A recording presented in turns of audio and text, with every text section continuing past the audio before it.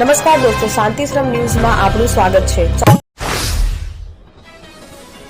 થરાદમાં અસામાજિક તત્વો સામે દાદાનું બુલડોઝર ચાલ્યું। પ્રોહિબિશન સાથે સંકળાયેલા ઈસમની દુકાન પર બુલડોઝર ચાલ્યું। ગ્રામીણ વિસ્તારમાં પણ લિસ્ટેડ 2 ઈસમોના વીજ કનેક્શન કપાયા। ડીજીપીના આદેશ બાદ થરાદ પોલીસ પણ શરૂ કરી કડક કામગીરી। જિલ્લાના 513ના લિસ્ટમાં થરાદના 71 નામ અસામાજિક તત્વોમાં સામેલ। જિલ્લાના અન્ય તાલુકાની સાથે થરાદમાં કાયદાનો કોરડો વીંઝાયો।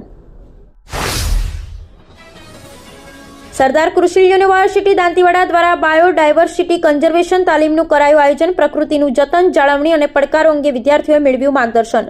વિદ્યાર્થીઓને વનસ્પતિની ઓળખ, જાણકારી અને તેના સંવર્ધન પ્રત્યે રુચિ કેળવાય તેના ભાગરૂપે સરદાર કૃષિનગર દાંતીવાડા કૃષિ યુનિવર્સિટી ખાતે 2 દિવસીય બાયોડાયવર્સિટી કન્ઝર્વેશન તાલીમનું આયોજન કરાયું હતું। ચીમનભાઈ પટેલ કૃષિ મહાવિદ્યાલય અને વન વિભાગ દાંતીવાડાના સંયુક્ત ઉપક્રમે આયોજિત તાલીમમાં પ્રકૃતિનું જતન, જાળવણી અને પડકારો અંગે વિદ્યાર્થીઓને માર્ગદર્શિત કરાયા હતા।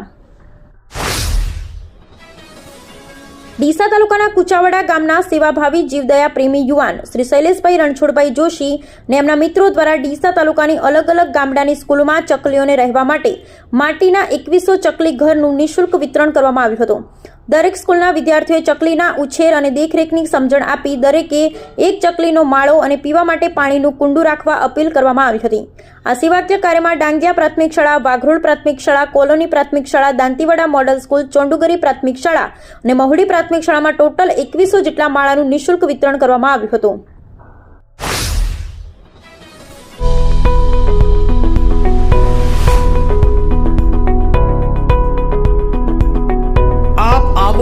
આજે દિયોદરમાં બનાસ ડેરી સંચાલિત ઉમંગ મોલમાં જ્યાં આપને મળશે બનાસ ઘી, બનાસની ચા, નવરસ તેલ સહિતની જીવન જરૂરિયાત તેમજ કરિયાણું તથા કોસ્મેટિક ચીજ વસ્તુઓ તેમજ પશુહાર સામગ્રી મળશે વ્યાજબી દરે। આજે સંપર્ક કરો ઉમંગ મોલ, ખીમાળા બાબર હાઈવે, તિરુપતિ સોસાયટીની સામે, બ્રિજના છેડે।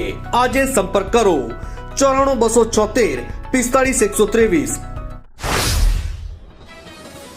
ભાજપના ડીજીપીના આદેશ અનુસાર સમગ્ર રાજ્યમાં અસામાજિક તત્વો સામે કડક કાર્યવાહી ચાલી રહી છે। આ અંતર્ગત ડીસા નગરપાલિકા અને પોલીસે સંયુક્ત ઓપરેશન હાથ ધર્યું છે।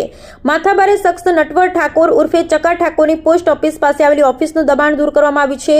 નગરપાલિકાની ટીમે પોલીસ બંદોબસ્ત સાથે સ્થળ પર પહોંચી માપણી કરી હતી। 2 દિવસ પહેલા જ પોલીસે ચકા ઠાકોરના ઘરે દરોડો પાડ્યો હતો, જ્યાંથી હથિયારનો મોટો જથ્થો જપ્ત કરવામાં આવ્યો હતો।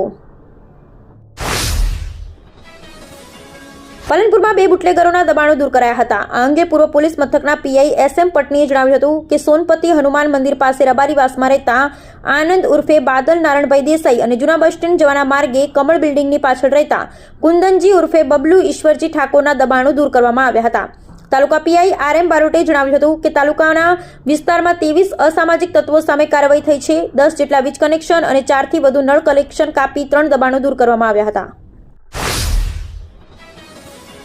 અમદાવાદથી 125 કિલોમીટર દૂર, ધોલેરાથી 23 કિલોમીટર દૂર આ અંતર છે બાવળિયાની ગામનું અહીં જે ભરવાડ સમાજની આસ્થાનું ધામ છે ઠાકરધામ। આ ઠાકરધામની પ્રાણ પ્રતિષ્ઠાને 375 વર્ષ પૂરા થયા એ નિમિત્તે પુનઃ પ્રાણ પ્રતિષ્ઠા મહોત્સવનું ભવ્યાતિ ભવ્ય આયોજન કરવામાં આવ્યું હતું।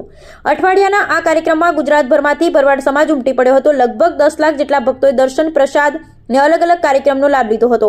આ મહોત્સવમાં ઘણા કાર્યક્રમ યોજાયા, પણ સૌથી મોટો ભવ્ય અને યાદગાર કાર્યક્રમ હુડો રાસનો કાર્યક્રમ 20 માર્ચે યોજાયો। આ હુડો રાસમાં ભરવાડ સમાજના 5, 25 કે 30,000 નહીં પણ 75,000 બહેનો એક જ રંગના પારંપરિક પહેરવેશમાં રાસે રમ્યા હતા। વડાપ્રધાન નરેન્દ્ર મોદીએ વર્ચ્યુઅલી સંબોધન કર્યું હતું તો મુખ્યમંત્રી ભૂપેન્દ્ર પટેલની ઉપસ્થિતિ હતી।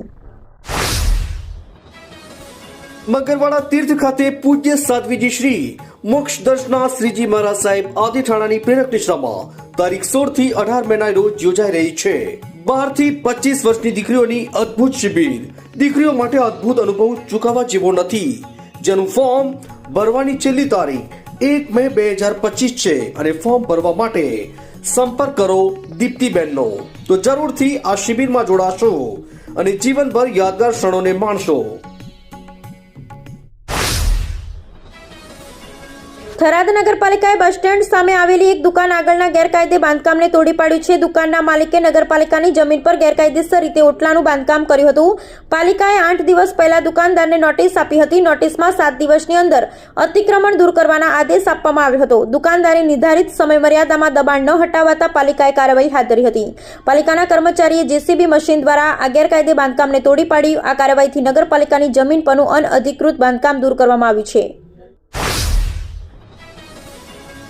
અંબાજી પોલીસે અસામાજિક તત્વો સામે મોટી કાર્યવાહી હાથ ધરી છે. પોલીસે 17 અસામાજિક તત્વોની યાદી તૈયાર કરી છે. આ પૈકી 13 અંબાજી વિસ્તારના અને 4 રાજસ્થાનના રહેવાસી છે. પોલીસે આ તત્વો સામે કડક કાર્યવાહી કરતા તેમના ગેરકાયદેસર 5 નળ કનેક્શન અને 3 વીજ કનેક્શન કાપી નાખ્યા છે. આ કાર્યવાહી અંબાજી પીઆઈ આરબી ગોહિલની આગેવાનીમાં હાથ ધરવામાં આવી હતી. દાંતા તાલુકાના વસ્તી ગામમાં જમીન વિવાદમાં થયેલ ફાયરિંગ કેસમાં પોલીસે આજે મહત્વપૂર્ણ કાર્યવાહી કરી છે. પોલીસે આરોપી હરસંગજી ઠાકોર સાથે ઘટના સ્થળે જઈ અને સમગ્ર બનાવનું રિકન્સ્ટ્રક્શન કર્યું હતું. ગઈકાલે બનેલી ઘટનામાં આરોપીઓ મકાઈના ખેતરમાં છુપાઈ દેશી તમંચાથી ફાયરિંગ કર્યું હતું. આ ફાયરિંગમાં અમરતજી ઠાકોરને પગના ભાગે ગોળી વાગી હતી. ઈજાગ્રસ્ત અમરતજીને પ્રથમ 108 મારફતે દાંતા રેફરલ હોસ્પિટલમાં ખસેડવામાં આવ્યા હતા. વધુ સારવારની જરૂરિયાત જણાતા તેમને પાલનપુર રિફર કરવામાં આવ્યા હતા.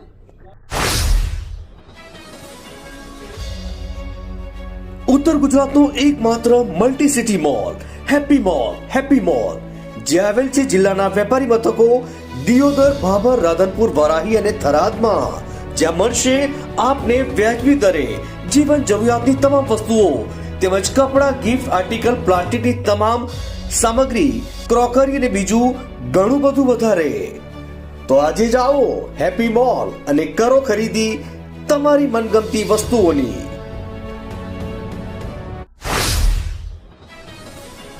શહેરમાં આજે શુક્રવારે સવારે તાપમાન 19 ડિગ્રી નોંધાયું છે. હવામાન વિભાગના અનુમાન મુજબ બપોરે 12 વાગ્યા સુધીમાં તાપમાન 33 ડિગ્રી થશે. બપોરે 1 થી 3 વાગ્યા દરમિયાન મહત્તમ તાપમાન 36 ડિગ્રી સુધી પહોંચવાની શક્યતા છે. ત્યારબાદ તાપમાન ક્રમશઃ ઘટાડો થશે. રાત્રિનું તાપમાન હજુ પણ 20 ડિગ્રીથી નીચે રહે છે.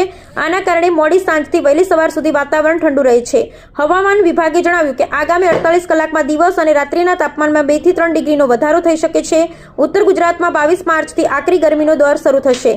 હાલ રાત્રે ઠંડીનો અનુભવ થાય છે, જ્યારે બપોરના સમયે ગરમીનો અહેસાસ થઈ રહ્યો છે. આમ લોકો બેવડી ઋતુનો અનુભવ કરી રહ્યા છે.